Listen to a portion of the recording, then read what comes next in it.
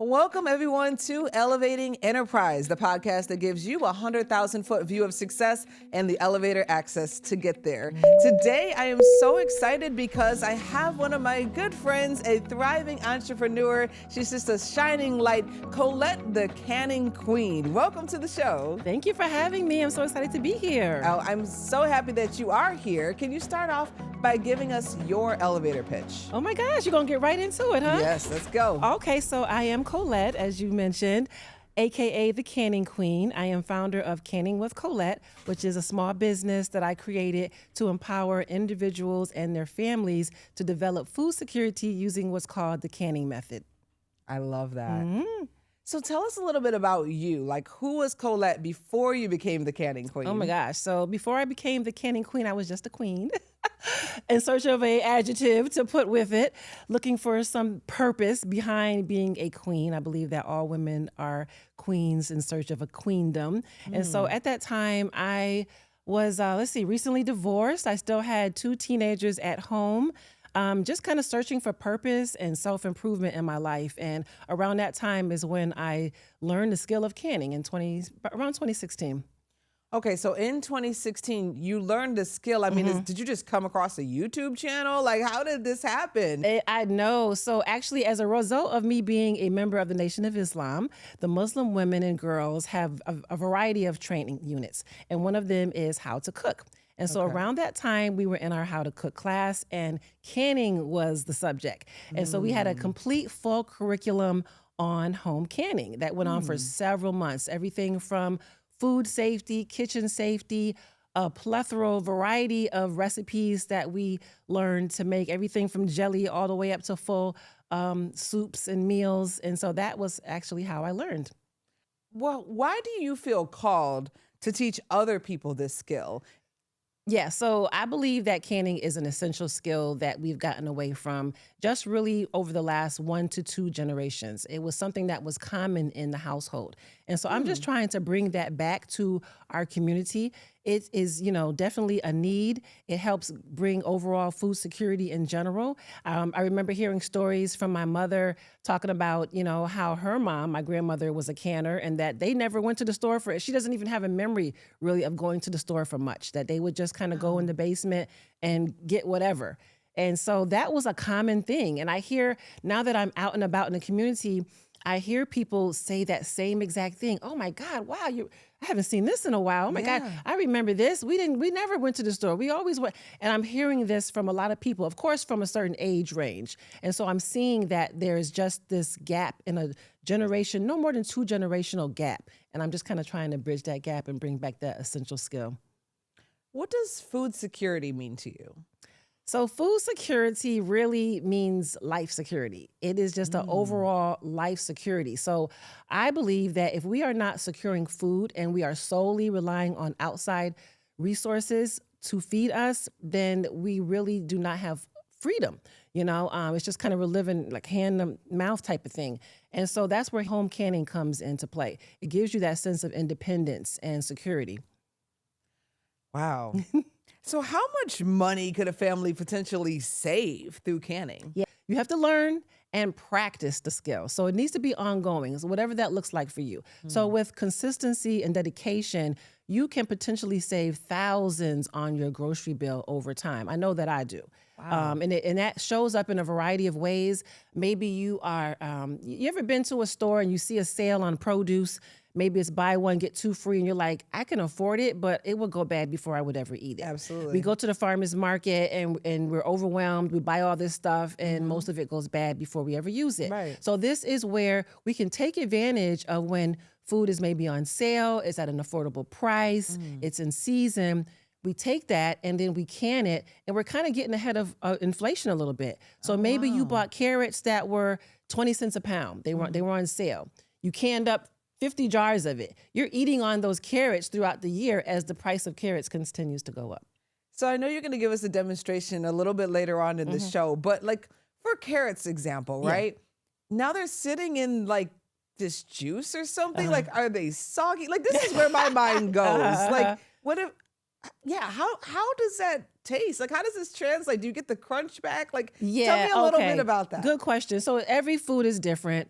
It's not going to be a crunchy carrot, obviously, because it's going through a process. So it is a fully cooked carrot. So when you're ready to eat it, you would just heat and eat. You really could just eat it right out the jar. So think about when we buy canned foods from the grocery store. If you've ever bought canned food, canned green beans and all of the likes, same thing.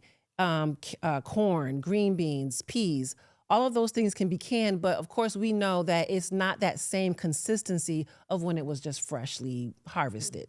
So that's just the difference, And there are some things that you might even say, I don't really like the consistency of the way those carrots are when I can them. I'm just not going to can them anymore. No one is saying that you have to can every single thing. Gotcha. You can what you eat. Okay. And you can while you can. And you can while you can. There you go. We'll get into that a little bit deeper a little bit later, too. Okay, so what would you say to someone who thinks disaster preparedness is fear-based? So disaster preparedness, let me see. It's not that it's fear-based, it's just preparedness-based. So you would rather be prepared and not need it than need it and not be prepared. So that's all that it is. When you see people that, are really into preparing and, making sure that they have certain essentials in their home, it gives you a sense of peace and security, knowing that if something happens, I have these items to rely on. If something doesn't have them, I have these items to rely on. So it's a win-win regardless. Okay. All right, so let's talk about a couple of these books that you brought with us as well, because Colette is also an author. What is canning? You have a book for that. I do. This was the first book I wrote a few years back, What is Canning? And this book was written for the beginner in mind. So someone that is canning curious, doesn't know what canning is. And in this book, as you notice, it's very thin. And the reason I made it thin is because I want it to be approachable. A lot of our canning recipe books that I'll get into here a little bit later typically are quite thick. And when you see a thick book, we're just like, oh yeah, there's a lot of science in there. I don't want that. But really, they're just full of recipes. But if you didn't realize that, it could be intimidating. So in this book, I simply talk about what canning is, how the process works, the many types of canning methods, the many benefits of canning, the equipment that's needed to get started. So it's really, again, designed for a canning curious person or even someone who hasn't canned in a while and they're just a little rusty and they just kind of want to touch up on the basics. All right, show them the title, the cover again. Yes, What is Canning? And where can they find that? So this can be purchased right from Amazon. So you'll just search What is Canning and I should pop up by Colette Muhammad. I do sell it on my website, www.canningwithcolette.com. And I typically have it with me at various vending sites. Okay, perfect. All right, let's move on to the next one. Can while you can. Yes, We teased this a little bit earlier. And it invokes a sense of urgency. Like can while you can. I'm like, oh no, I'm not going to be able to can. That part. Because can while you can is a phrase that I use often. I've been using that for several years now. I'll do a class and I'm like, can while you can, right? And it really took. But, with the times that we're living in, I really want to get over the urgency of can while you can and why that is. So the urgency of canning, why we should be canning. And some of those reasons are, it saves money on our grocery bill. We talked about that. It's a healthier option because you have control over your food. We know that you can pronounce everything in the jar, right? You can see through the jar. They're see-through, right? Some of us, I don't know if you've ever done this. You've gone to the grocery store. I also get caught up in labels all the time. A label gets me every time. Chicken noodle soup, right? I'll get home, the label's amazing, I pop it open, I'm searching for the chicken in there, right? Right. That doesn't happen when you're canning, right? So it just gives you, a quality product that you can rely on. And what you kind of touched on earlier is there was a time when canning became difficult when we entered into that pandemic. Okay. Yeah. Oh, so speak about that a little bit more. So like during the pandemic, what was happening besides people, learning how to make sourdough bread? Yeah, that part, yes. So what happened is we got into that shelter in place period, right? And so people that were already canners had time on their hands, they already knew how to can, and they're like, okay, let me double up, let me triple up, let me quadruple up. And they were just canning like crazy. Then there was a community that said, I think I should learn how to can. It's getting kind of serious around here. Yeah. They started learning how to can and they were canning. And what happened is the canning industry that produces the canning equipment got hit from both sides. So particularly the Ball Canning, which is the popular brand, they make the jars, a lot of the canning equipment. And so it became very difficult to get your hands on canning equipment. Okay. And if you could get your hands on it, the price was ridiculous. It was just insane. Stores were actually limiting how many cases of jars you could purchase or how many lids you could buy. It was like 2 per person. It got really serious. And so for those of us that were in the canning game, we knew. We're just like, oh my God, it's getting crazy. And so I picked up on that and I really started pushing it, this phrase, can while you can, because it's getting to a point where it's getting difficult to even can. Okay. Yeah, so that's where that phrase came from. Perfect. All right. And you also wrote a children's book, too. So I did not actually write that book. My sister friend wrote that book. It's on my website. Okay. Yes. And so that book, her name is Colette Muhammad. All right. She's a great sister friend of mine. And she is a disaster preparedness guru herself. And she wrote that book to be able to have a language or a tool to start that conversation with children on why it's important to prepare and like give them some tools and guidance on preparing for whatever could come down the line. Okay. Very fun book. I think she mentions me in the book. So she talks about the importance of canning as well. Well, you're a mother as well. Like, what conversations do you have with your children about, food preparedness or disaster readiness or anything along that line? So, it's funny. They're not big canners. So all 3 of my daughters, I have 3 daughters, they are young adults now. And they've seen me can, right? So now the thing is, well, I know where to go if anything happens. They treat me as the go-to, right? And I'm just like, listen here, the doors are going to lock. Noah's Ark is going to close after a while. You've been getting the warning. And then eventually the Ark closes. And so really, that's where while you can phrase comes into mind, because eventually the Ark doors do close, So I joke with them, but they see me canning, they understand the urgency of it.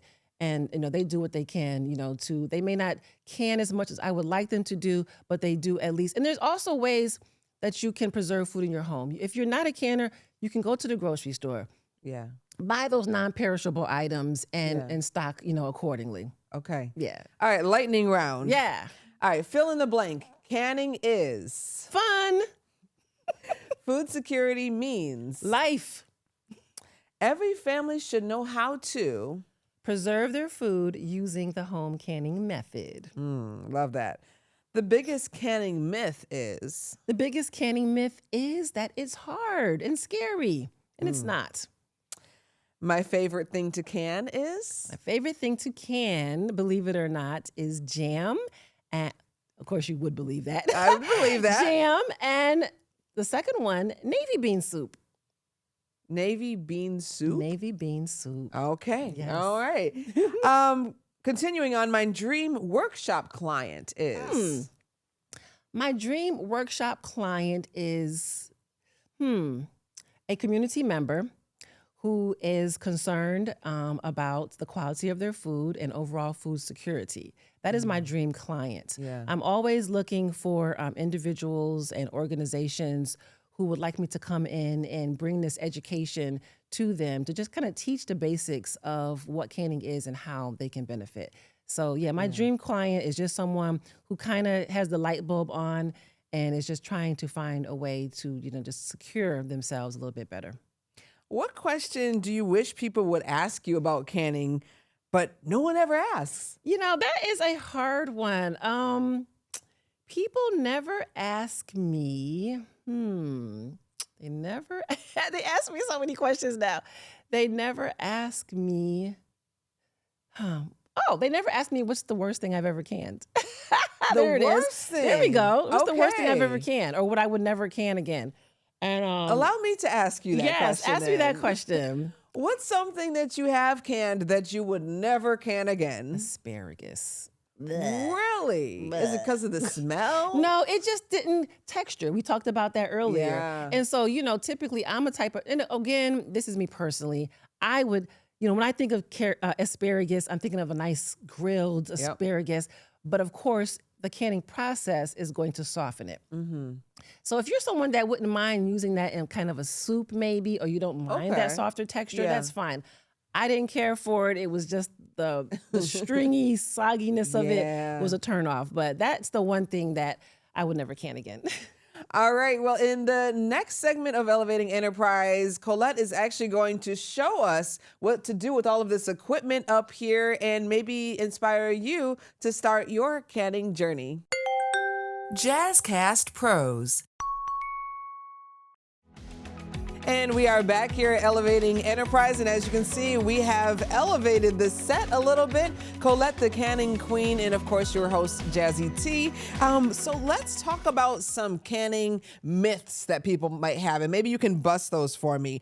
What is the biggest misconception that people have about canning? So one of the biggest myths that people have about canning is that you need a lot of equipment to get started. And absolutely you do not. You just need 4 simple components to get started canning. And we have them here to show you. All right, so some people might think that, they have to live on a farm or like have all this space, in their cellar in the basement or something like that. But you're saying that with just the equipment that we have here, we could actually be canning in the middle of Times Square? No, that is true. That is another big myth that people have, is that you need to perhaps be living on a farm, growing all of your own food, have a huge, fabulous kitchen, and that is absolutely not true. Okay. I myself live within the city. I have a super small kitchen. It's about this size. And I don't grow my own food. And so, yes, and I'm still very successful as a canner. So tell us about some of the things that you can. That you can. Oh my God, you got my jingle. Is it? That's my jingle. Really? It is. That's what's been going through my mind this entire interview. Yes. Oh my God, you'll have to pull it up. It's actually my jingle. So tell us about proteins or just tell us about some of the things that you have here today. So I bought a few items here today. You can home can everything from a simple jelly, applesauce, salsa. I got some salsa verde salsa verde. I've got some tomato salsa. You got your vegetables, the famous pickles, of course. I've got some black cherries here, red potatoes, black beans. I've got some mixed peppers here. I do have, I believe, some okra. I have some navy bean, which is a protein. I've got some Mexicorn. So there's a variety of foods that we can home can on our own and secure a nice, beautiful, healthy, personal pantry. All right, so let's get into it, right? You said there are 4 components of canning. Let us know about this equipment and what it does. Okay, so there's 4 main components: a canner, canning jars, canning utensils, and a canning recipe book. Super simple. So what I bought here today are 2 different styles of canners. This canner here on my left is a water bath canner.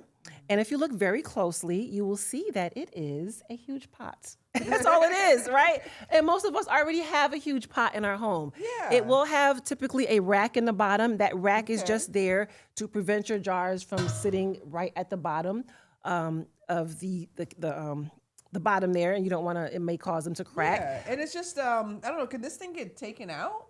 Yes. Okay. Why don't you come in here and show them what's in the bottom? Yeah. Here? So this is a simple rack that you can put in the bottom here.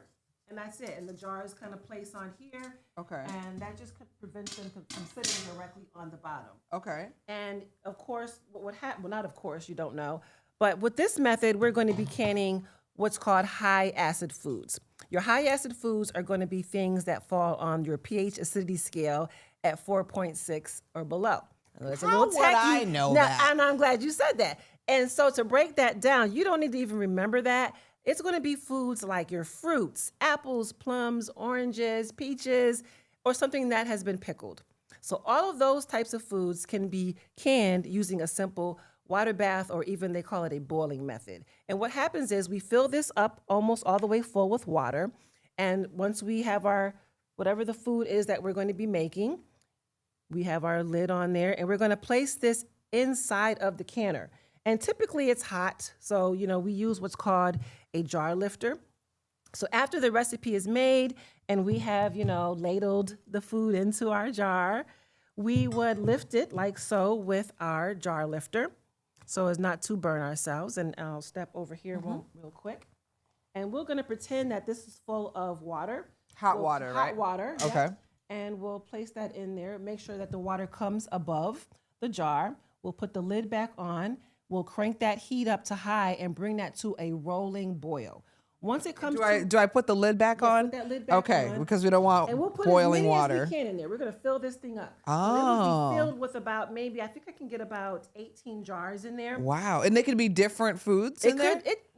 You typically want to stick with the same recipe, Okay. so that because processing times differ depending on what the food is. Okay. So let's just say for this recipe, it's a 20-minute processing time. I would bring that to a full boil for 20 minutes. When that time is up, then I would come on back over here. Time's up. Take the time off, top off. I'd lift this out, and I would just come wherever in my kitchen I can find space, right? On my countertop, and just let that sit overnight, really, because it's coming to a full cool. It's still kind of processing.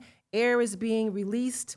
And then what's going to happen is it's going to create what's called a hermetic seal, a flat seal. And that's how you know it's going to be safe and shelf stable.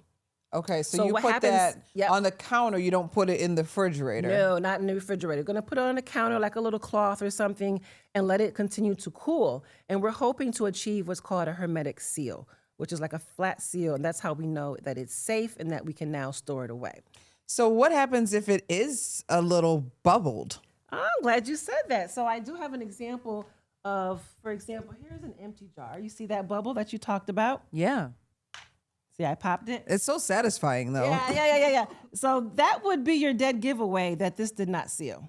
And so what I typically do the next day with my jars, one by one, I take off the bands. These are called bands. Some people call them rings. Okay. So the rings come off. And then I kind of just press in to see if I hear that ping. If I hear that ping, I'm like, oh no, this didn't seal. If I don't hear anything, I'll usually typically kind of give it a tug just to make sure this thing doesn't come off. Right. And then I know for sure, like, yay, I've got a seal.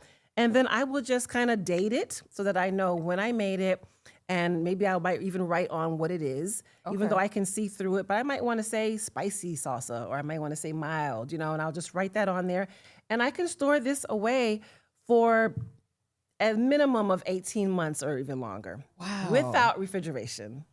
All right. And so this demonstration, is this what a workshop with Colette looks like? A canning with Colette workshop? Yes, it does. I give the educational piece of canning, and then typically we get into the hands-on to where we're actually producing a recipe and a product that my clients can take home with them. Over here, we have what's called the pressure canner. Okay. The pressure canner is used for when we are canning low acid foods. So I talked about high acid foods with the big old pot over there. That's used for fruits and anything that's pickled. The pressure canner we're going to use for low acid foods like vegetables, legumes, those proteins, meats, that could be chicken, turkey, salmon. We need to use a pressure canner because we need the heat to get much hotter. The heat in here is going to get to about 240 to 260 degrees Fahrenheit, whereas over here with boiling, we only get to about 212 degrees Fahrenheit. So how do you, like, let's say, prepare the meat? Like, if I wanted to do some chicken legs, like, do I wash it? Do I season it? Do I fry it first? Like, what do I do? Let's just say it was chicken legs.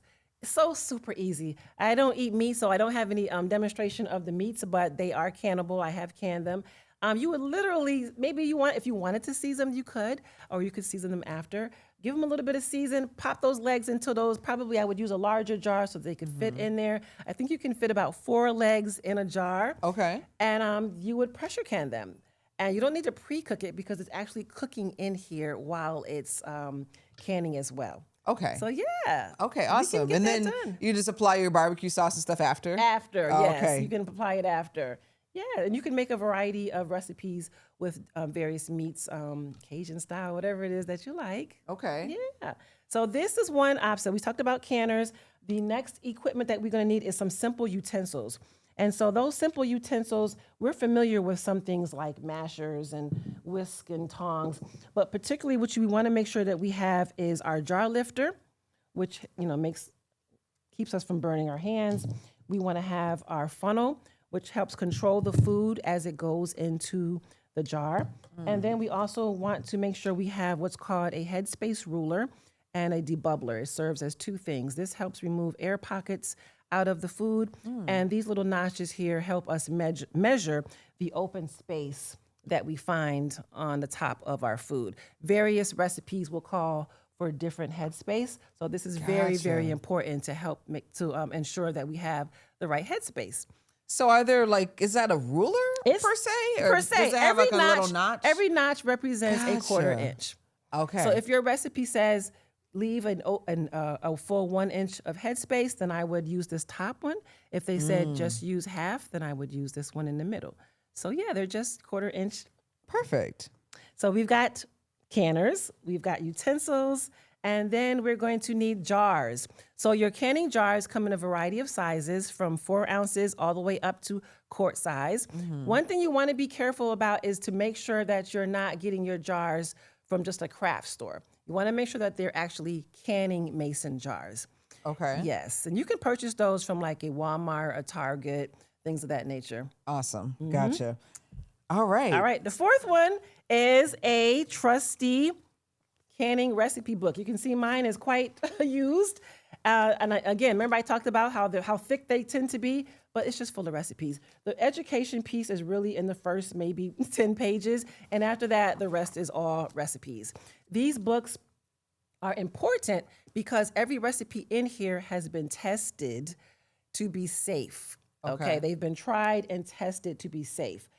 So when we're canning our food, we don't want to really just be kind of winging it and creating our own recipes. We want to be using recipes that have been tested for us so that we know that we're using safe ingredients and the process. Okay, awesome.